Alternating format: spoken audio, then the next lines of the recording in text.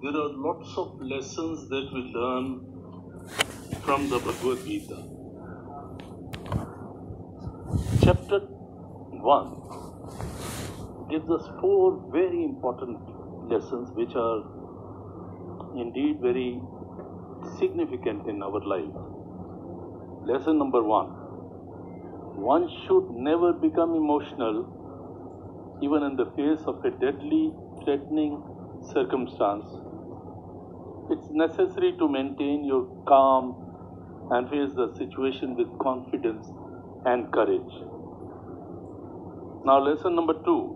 Emotional upheaval not only causes mental exhaustion, but also brings an alarming physical debility.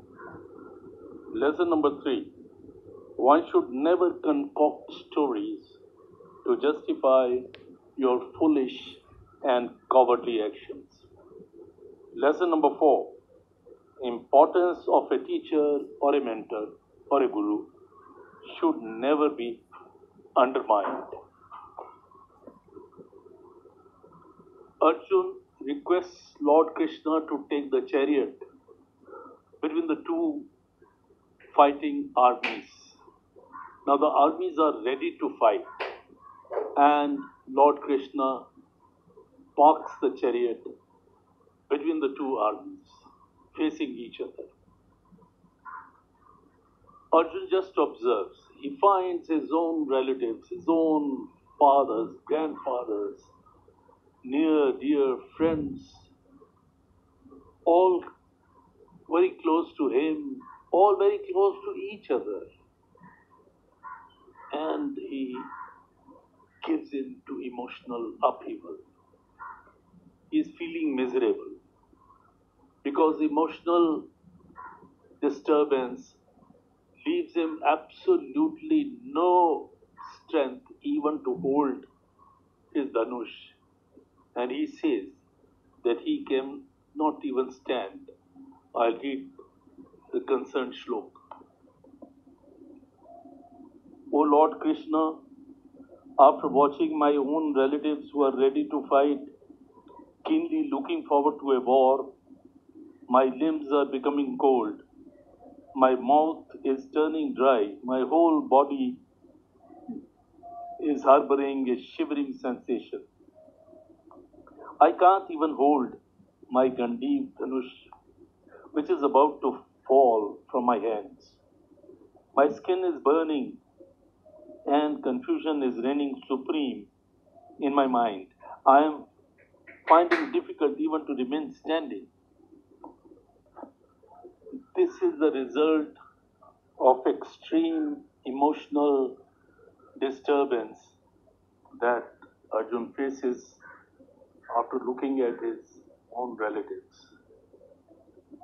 A brave warrior like him is not even able to stand. Arjun does not want to fight. Now he gives his reasons. He starts concocting stories. He talks about Duryodhan and his men.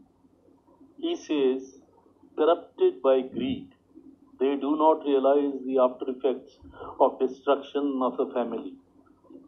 And they would not even see the sin of fighting their own friends. But we, who are fully aware of the ominous results of such loss, why should we not avoid of thinking? Why should we not avoid such sins?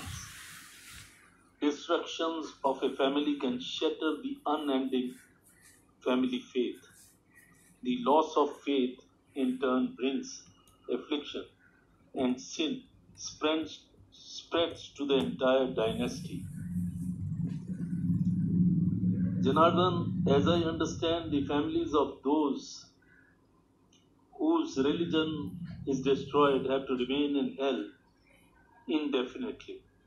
It is a pity that even though we are wise enough to understand the ill effects, Yet we are ready to carry out the great sin of killing our near and dear ones, because of greed of kingdom and worldly pleasures.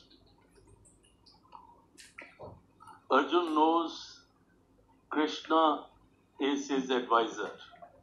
He has to follow his advice. Yet he tries to give explanations to Lord Krishna why he doesn't want to fight and why they should avoid this war. The way he gives philosophical arguments do not impress Lord Krishna at all. Yet he is just listening because Lord Krishna wants that let Arjun say what he has in mind. So after saying this, Arjun leaves his dhanush and goes to the back seat of the chariot, saying that he will not fight. The importance of Guru or a mentor or a teacher is now evident. Suppose Lord Krishna was not there. So if Arjun had not fought the battle, there was no question of victory. But because he would have run away from the battle, people would have made fun of him. Those who considered Arjun as a great warrior, as a brave person, would laugh at him, would jeer at him. And that kind of situation is worse even death.